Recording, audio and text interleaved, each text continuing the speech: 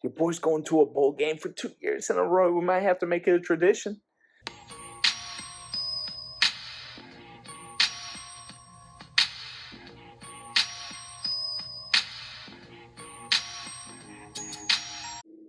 Hey guys, what's going on? It's your boy SagGlitch, aka Sag. Today is day 8 of SAGMAS. That's right, 8 straight days of uploads, 8 straight days of filming, 8 straight days of editing, if you can call it that. I mean, let's face it, I take out the ums and the and so and yeah, but that's all I take out.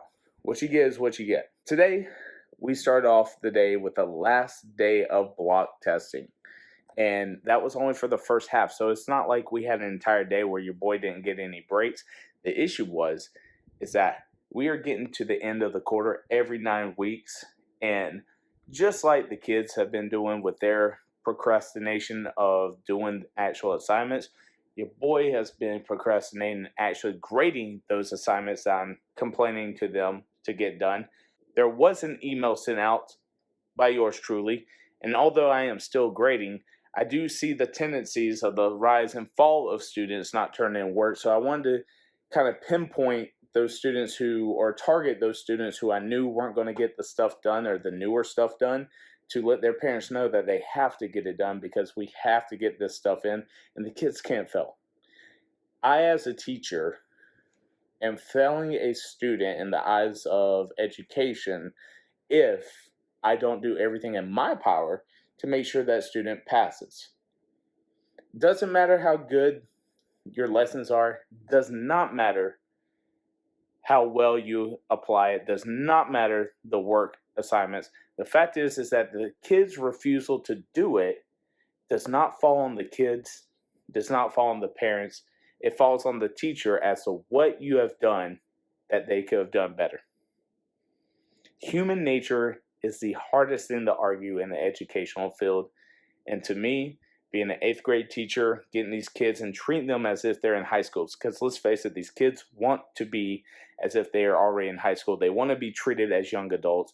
The fact of the matter is here, I'm getting them ready for high school. We're not going to sit here and baby them. We're not going to sit there and go above and beyond. We're going to give them the understanding of what is expected of them, and we're going to have high expectations because these kids need to rise to the occasion. But we also need to be firm and allow these kids to fail when they are failures or towards themselves.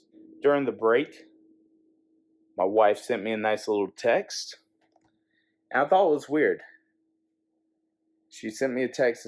It was a football picture. I'll put the text right here, the little picture right here. And then she sends me another football picture right here.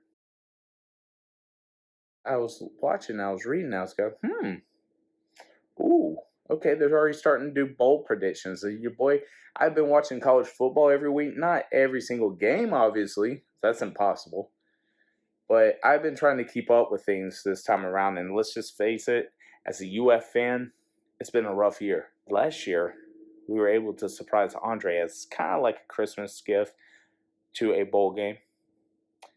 With the commission that we work with for foster care and adoptions, they were able to get Andre a spot where they go out to theme parks like Fun Spot with these kids that come down and enjoy some time with the kids of the area.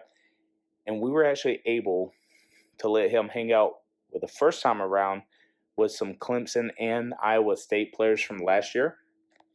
Funny story, met Dabo Swinney's son, a very well-mannered kid, very well-spoken kid, obviously being the son of a head coach of a multi-million-dollar program. Actually really fun. Andre got to drive him around in a go-kart. Actually, I'm going to put that right here, the picture of him with him.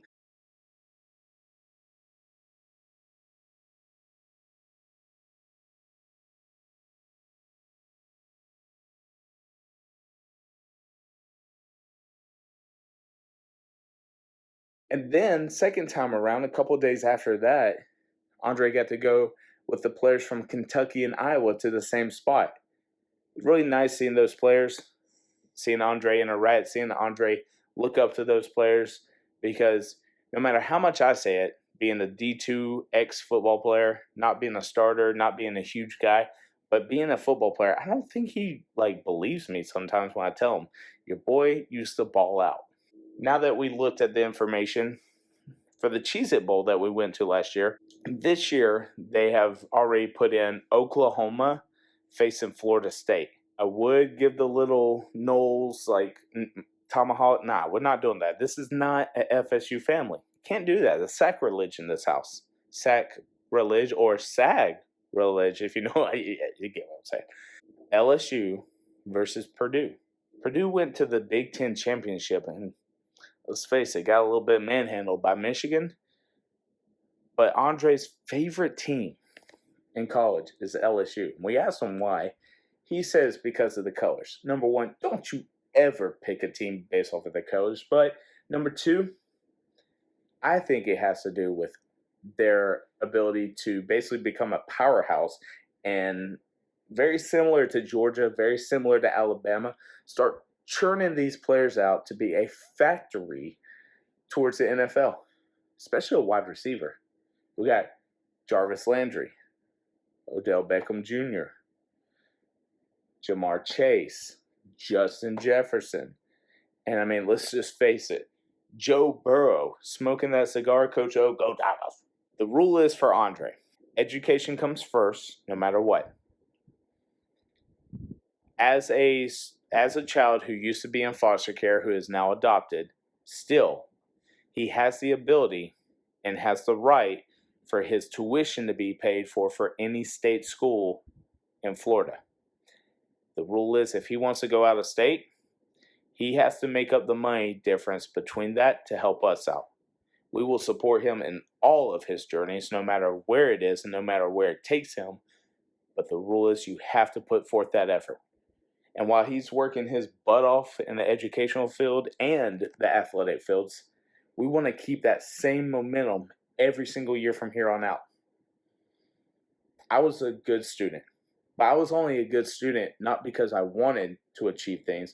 I was a good student because I had to achieve things. My parents, straight up, a C was me being grounded for the next 9 weeks. And we're not talking about a 10-point scale like these kids get nowadays. We're talking about 7-point scale. So an 85 or 84 was that C. That was unacceptable. While we were texting about the games, I explained to Amanda that he would enjoy the LSU game over the Oklahoma game. And we were looking at ticket prices. Not too shabby. Of course you picked the more expensive one. Picked a more expensive one, but it was a better view of the game. And no, you picked the more expensive game and the more expensive. Well, it's the more expensive game because it's the better game. Simple as that. I don't care. It costs me more money. She doesn't care, but yet it's about the experience. But not. She might have paid for it. Well, we might have paid for it, but those tickets aren't going towards her. I was nice enough to ask my wife, and she was nice enough to ask Andre's friend. What'd you ask me? About our friends going with us. No, I asked about that. Oh, no. Want me to pull up the text? Well, you might have asked first, but did we communicate that you already asked? I said it too, and you said you've already said something. So with that said, yes, it is, without even communicating. No. I made sure to kind of hint that, hey, No. Andre's buddy and his dad might want to go with us. You said, gotta see if we can do that thing that they're offering. I said, I asked, blah, blah, blah, if they would be available. I think he'd like to have a friend with him. He said, true, that'd be super fun. Maybe blah, blah, blah would like to go. I communicated first. Thank you. I don't believe that. Okay. I think it's I'm sorry. fake news. Insert Fake the news. Fake news. screenshot here. No. Fake news. Fake news. But I'm always right. you guys see what I have to put up with. The rule is now, and he doesn't know this, I'm hoping that they'll keep a secret until after. I asked them too. Yeah. The fact of the matter is that he's got his best friend and his best friend's dad who actually coaches Andre, who actually I assist with, going with us to the game. Should be super fun, super excited about that. He has no idea. we're hoping that he gets an LSU shirt. We have actually a coworker of mine who's been in contact with Amanda for a very long time now that we had no idea did foster care as well. Reach out to one of the players on the team, and he might be able to get her one, might not, but regardless, he's got to get one. He loves those colors. We're gonna get him one regardless. Your boy's going to a bowl game for 2 years in a row. We might have to make it a tradition. But only if we can keep it up. Also, the car, man, let me tell you, I know you guys are sick of hearing about the car, but the car purrs like a kitten when you put the key in. And he goes, brum, brum, let's go. And I said, all right, sir, you take me where I can get. But with that being said, as we were driving the car on the way home, I was falling asleep because I was exhausted. As we wind this video down, I was in my class today, exhausted from watching the kids for 2 hours, one period. And then the next period comes in, they were talking about fights. There's been a couple fights. Not our school's actually very tame. I joke with the kids that their hardest kid in there is me on my softest day. And they don't believe me, but if you guys are watching this, say, you don't want to mess with Papa Sag. No, I'm just kidding. I would never do that to a student. But there's been a couple fights, and I've been talking to the kids. I like to joke around. I'm very sarcastic when it comes to our relationship, talking back and forth with the student. While it's very respectful at the same time, I believe that it's a great thing to have a relationship where you can talk to kids, you can joke around with them, but as long as they know they're being respected at the same time, I think it's appropriate. They're talking about fights and all this good stuff, and these kids who talk about the fights aren't even the kids that are in the fights. The kids that are in the fights get over it and get on. And so basically, I told the kids, enough's enough. You gotta let things go. And that conversation backfired and whipped me in the ass when I got home from getting Andre's medicine and McDonald's tonight. It didn't have anything to do. I needed some help from the car, and then I got stupid enough, grabbed the bag, put fries, moved fries around, grabbed both the bags, and as one hand tried to unlock the garage door, come inside, and immediately when I lit the tray of drinks, kind of pushed it right here, leaned in, and right when I leaned in, whoosh, all the fries, all of my fries. I was pissed, livid, expletives were everywhere. Your boy takes out on people that shouldn't take out on. I'm only human. I'm trying my best, but I got super pissed. And after everything was come and gone, dinner was done. And by the way, a spicy chicken sandwich from McDonald's needs to have the sauce on it, by the way, people. And also, the weirdest question was asked to me. I'm not sure if this girl was brand new or if people were just weird, but she saw my order and saw that the tea needed to have lemon in it. And she goes, do you want me to squeeze your lemon in the tea? And I go, what? No. I was, what? And then she realized that me looking at her like that was a weird question.